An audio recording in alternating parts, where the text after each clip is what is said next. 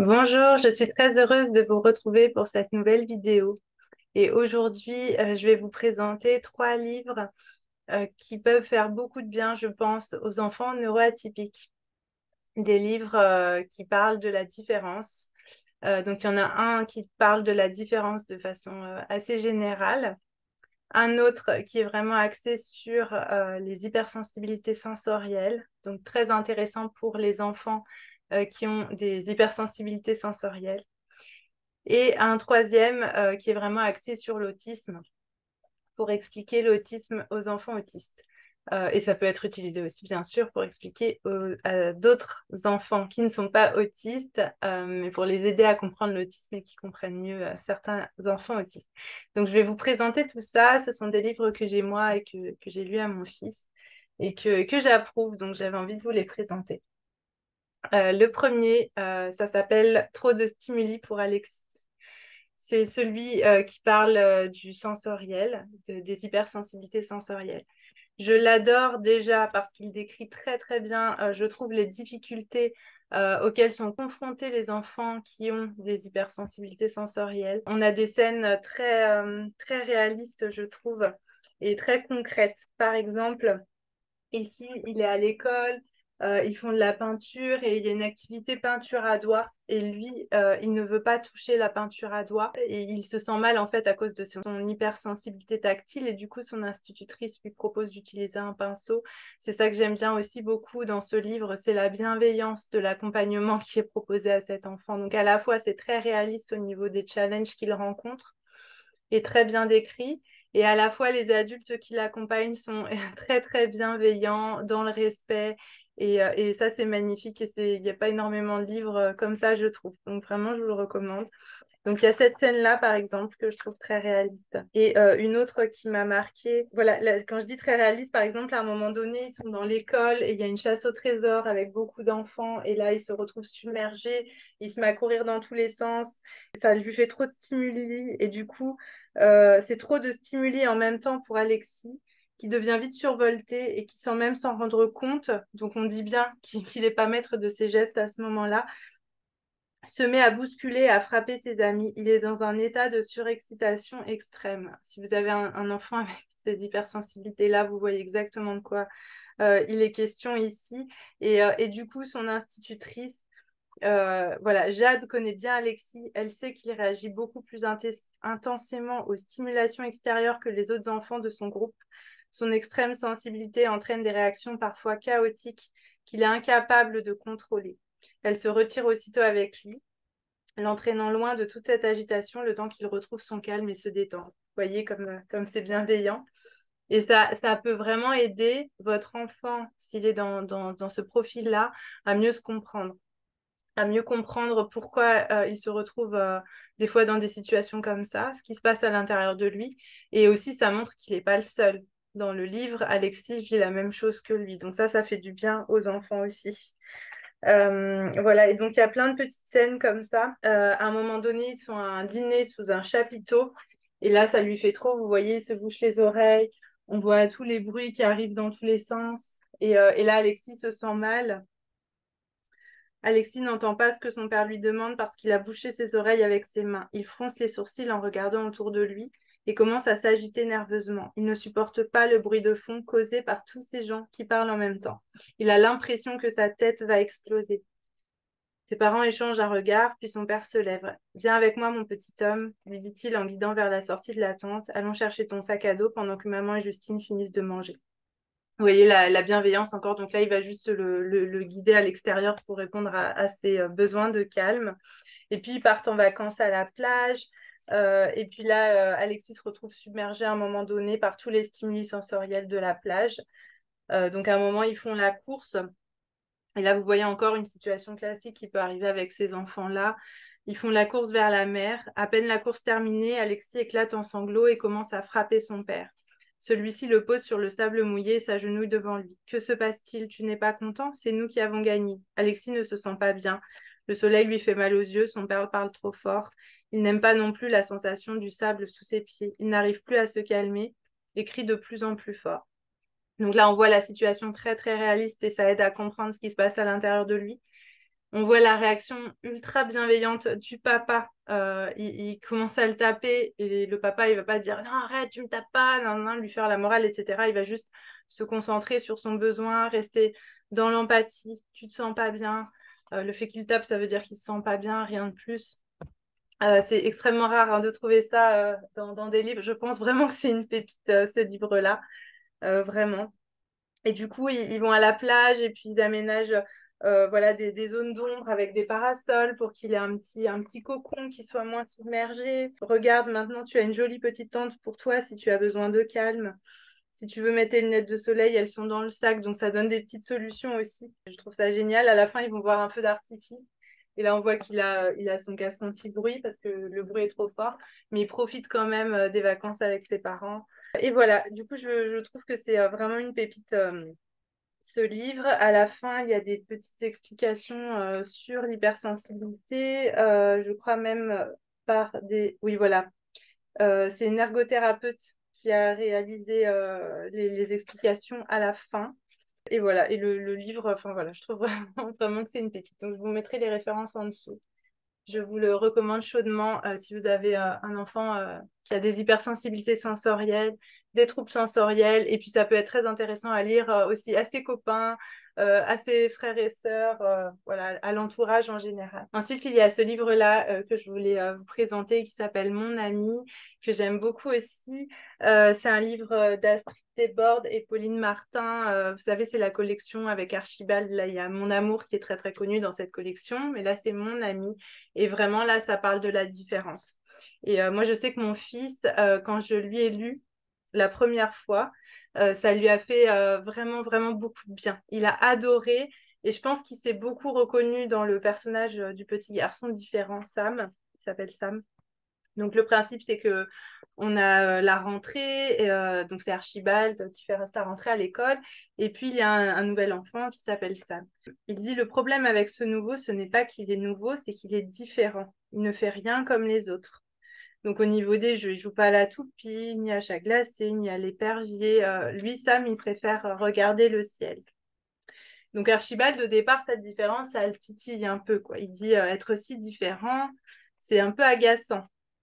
Et puis finalement, il s'assoit avec lui et puis ils regardent ensemble les nuages. Et Sam, il a beaucoup d'imagination. Donc son truc, c'est de regarder le ciel et les nuages. Et il voit des formes dans le ciel, des dragons, des choses comme ça. Et là, Archibald, il se rend compte qu'en fait, c'est génial parce qu'il lui propose des jeux, des choses qu'il n'a pas l'habitude de voir ailleurs. Et ce petit garçon, Sam, il voit le monde d'une façon, il voit le monde différemment et il invite un peu Archibald dans son monde. Et Archibald, finalement, trouve ça cool et chouette de voir le monde comme ça, de regarder les nuages et de voir des dragons dans les nuages, etc. Il dit c'est bien la première fois qu'Archibald regarde le ciel comme ça. Et puis ensuite, voilà, ils jouent ensemble, lui montre sa toupie, mais Sam, il voit un cyclone. Il dit, ah bon, un cyclone, c'est la première fois qu'Archibald regarde sa toupie comme ça. Donc c'est vraiment ça, en fait. Il voit le monde comme Sam et il trouve ça chouette. Et puis après, il y a un jour où Sam n'est pas là, il n'est pas à l'école. Et là, Archibald, il lui manque, en fait. Il trouve ça beaucoup moins chouette quand Sam n'est pas là. Il dit maintenant qu'il n'est plus là, ça fait comme un grand trou. Alors qu'avant, il dit avant, c'était juste un petit point vert sur le banc, parce que du coup, il passait ses récréations sur le banc, ce petit garçon. Mais maintenant qu'il n'est plus là, ça fait comme un grand trou. Il regarde les nuages et dans le ciel, il n'y a rien du tout. Il n'arrive plus à voir les dragons. Et puis du coup, quand Sam revient à l'école, eh bien, il est super, super content de le retrouver. Il dit, il n'aurait jamais pensé qu'un petit point vert pouvait être si important. Et donc, ce petit garçon, même s'il était sur le côté, sur son banc, différent, tout seul à la récréation, bah là, on dit qu'il est super important. Et je pense que si vous lisez ça à un enfant différent qui passe ses récréations sur le banc, sur le côté, comme ça a pu être le cas à un moment donné pour mon fils, bah, ça lui fait vraiment beaucoup de bien d'entendre que ce petit garçon, il est quand même super important et que quand il n'est pas là, il peut manquer. Et puis à la fin, il lui dit, tu sais, Sam, ce qui est différent de moi, c'est ce que j'aime le plus chez toi. Donc ça, il y a quand même beaucoup cette notion que la différence, c'est enrichissant, en fait, et que de côtoyer une personne différente, c'est enrichissant. Et puis finalement, Sam, il apprend à jouer aussi au jeu d'Archibald, chat glacé, etc.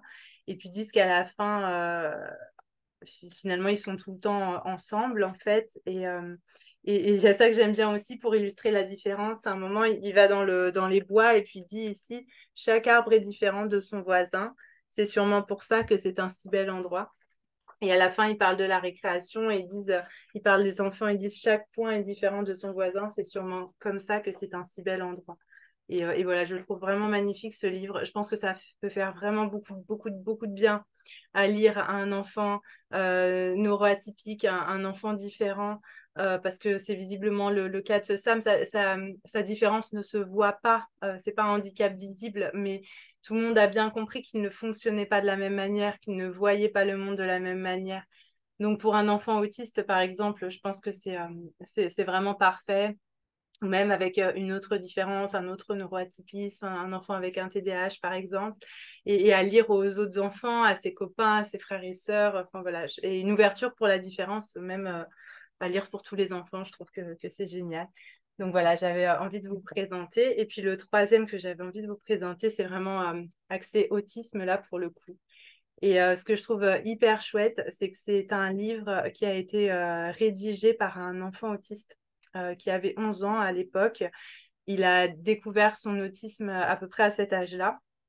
Et ensuite, il a fait des recherches du coup avec ses parents sur l'autisme. Et il a eu envie d'écrire un livre sur l'autisme. Ça s'appelle L'autisme raconté aux enfants. Il raconte, en fait, il y a des petits personnages et ils expliquent l'autisme de manière ludique avec des petites BD et c'est vraiment chouette, quoi. C'est vraiment chouette. Ils expliquent aussi les différents profils, par exemple pour les sensibilités sensorielles. Ils expliquent que certains ont des hyposensibilités sensorielles qui sentent moins que les autres et puis que d'autres ont des hypersensibilités sensorielles. Donc tout ça, c'est expliqué. Je sais que mon fils, il aime bien se repérer un petit peu dans les profils, même si l'idée, c'est pas du tout de se mettre dans des cases. Mais ça leur fait du bien aussi de voir qu'ils ne sont pas seuls à avoir certaines particularités et à mieux comprendre leur fonctionnement, tout simplement. Donc, je dirais juste moi, je le trouve bien expliqué. Il y a plein de traits autistiques très marqués qui sont bien décrits, qui peuvent aider les enfants à mieux se comprendre. Je dirais juste de faire attention à apporter cette précision, mais je crois qu'ils le disent dans le livre. Mais ça ne fait pas de mal de le redire à nos enfants que c'est normal qu'ils vont pas se retrouver pleinement dans chaque caractéristique décrite parce que chaque enfant est aussi différent, parce que oui, il y a des grands traits en commun, mais ça ne se manifeste pas tout à fait de la même manière chez chaque enfant autiste, que chaque enfant autiste est différent aussi, et que peut-être que lui, il n'a pas ça ou ça, mais ça ne veut pas dire qu'il n'est pas autiste, et de mettre quand même ce petit bémol-là, pour pas qu'il ait l'impression qu'il faut qu'il rentre absolument dans les cases du livre, qu'il se sente obligé de renforcer certains traits peut-être pour coller à une éventuelle étiquette. C'est vraiment pas l'idée. Donc moi, je fais très attention à ça, donc j'essaye de verbaliser ça beaucoup, de dire ah bah lui il y a ça qui est marqué chez lui mais toi par exemple ça il y a pas chez toi. Par exemple à un moment il parle du sommeil et les enfants autistes dans ce livre ont besoin de prendre de la mélatonine pour bien dormir et c'est vrai que c'est fréquent chez beaucoup d'enfants autistes mais pas chez tous. Mon fils il a pas ça, il prend pas de mélatonine. Bah, je lui ai expliqué en fait que certains enfants autistes en prennent parce que leur sommeil est très impacté puis d'autres n'en prennent pas. Je le trouve quand même très bien fait, donc il y a toute cette partie vraiment petite BD histoire qui explique ce que c'est l'autisme. Et puis après, il y a une partie auto-observation qui est chouette à lire aussi avec l'enfant, où à la fois il lui explique comment s'observer pour mieux comprendre son profil. Et puis aussi, il donne des petits trucs et astuces, par exemple là pour le bruit, qui peut mettre un casque anti-bruit quand il est submergé. Il parle de la petite échelle du bruit. Je me demande d'ailleurs si elle n'était pas fournie avec le livre. Voilà, l'auto-observation pour le profil sensoriel, par exemple. Et puis, il y a des astuces. S'il est très sensible au toucher, peut-être qu'il peut bien veiller à retirer les étiquettes sur les vêtements. Enfin, ce genre de choses. Il parle de la sensibilité à la douleur, à l'alimentation. Ils expliquent aussi un petit peu plus l'origine de l'autisme, ce que c'est exactement, le fait que c'est pas une maladie, etc., etc. Voilà, je le trouve quand même bien fait. Il y a des mythes aussi à la fin sur l'autisme qui sont déconstruits, donc ça c'est sympa aussi. Voilà, je trouve. Moi, mon fils aime beaucoup lire. En fait, on l'avait lu à un moment donné, et puis on l'avait mis de côté pendant longtemps, on n'y a pas touché, et là il y revient en ce moment, et je sens ce besoin d'encore mieux se comprendre Et ça, c'est quelque chose qu'on travaille beaucoup, beaucoup, beaucoup ensemble. Ils se comprennent vraiment très bien maintenant.